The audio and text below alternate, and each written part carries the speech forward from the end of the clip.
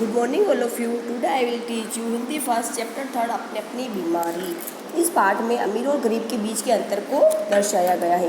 एक तरफ निर्धन यानी जो गरीब अपनी छोटी मोटी ज़रूरतों को पूरा करने के लिए मारा मारा फिरता है, वही दूसरी तरफ जो धनी होते हैं, जो अमीर व्यक्ति होते हैं, वो वर्ग टैक्स बचाने के चक्कर में दिन रात मारे मारे फिरते हैं। अब इसमें इसके लेखक है हरिशंकर परसाई। वो कहना चाहते हैं कि टैक्स की बीमारी कैसी होती है, ये किसे लगती है, जो धनी वर्ग होता है उनको लगती है ना। जैसे बीमारियाँ तो बहुत सारी होती है, निमोनिया, कालरा, कैंसर, परंतु इससे लोग मरते हैं। पर जिसको ये टैक्स की बीमारी लग जाती है, वो क्या करता है, मरने की कोशिश करता पर मरता नहीं है ना।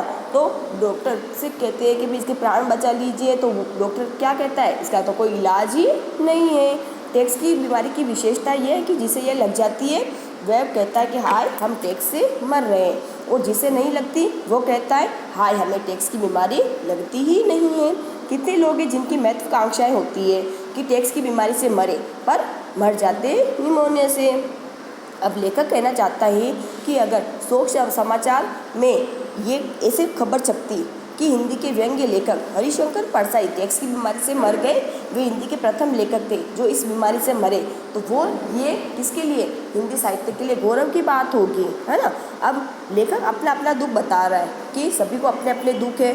जैसे किसी को टैक्स मार डाल रहा है, तो किसी को प्रॉपर्टी नहीं है जिसका दुख है, किसी के पास टैक्स भरने के पैसे नहीं है उसका दुख है ना। तो इसके बाद लेखक अपनी व्यथा बताते हुए कहता है कि उनके पास एक आदमी आता है जो दूसरों की बीमारी से मरा जाता था। अपनी बीमारी प्राणघातक नहीं लगती, बल्कि संयम से सोची जाए तो वो भी कैसी होती है, स्वास्थ्यवर्धक होती है।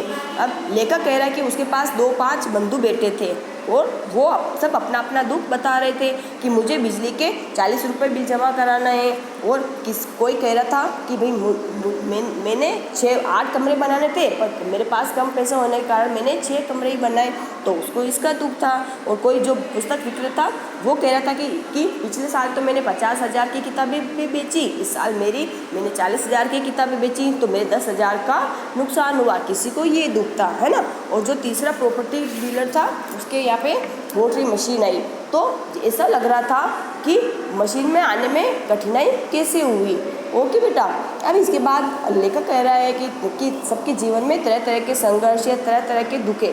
एक जीवित रहने का संघर्ष है, एक संपन्नता का संघर्ष है, और एक न्यूनतम जीवन स्तर न पाने का दुख है ना। एक पर्याप्त संपन्नता न होने का दुख है, यानी जो गरीब है वो अपनी गरीबी से दुखी है, जो अमीर है वो अपनी अमीरी से दुखी है। अब लेखक के मन में सजन प्रॉपर्टी समेत अपने टैक्स की बीमारी मुझे दे दे, यानी लेखक कह रहा है कि जो भी अमीर व्यक्ति है उनको जो टैक्स की बीमारी है वो मुझे दे दे, और मेरी जो तुच्छ बीमारियाँ है वो उनको लग जाए, है ना बेटा।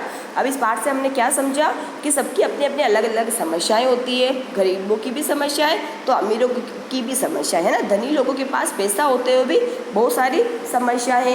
आज का व्यक्ति कोई भी चिंता मुक्त नहीं है। ओके।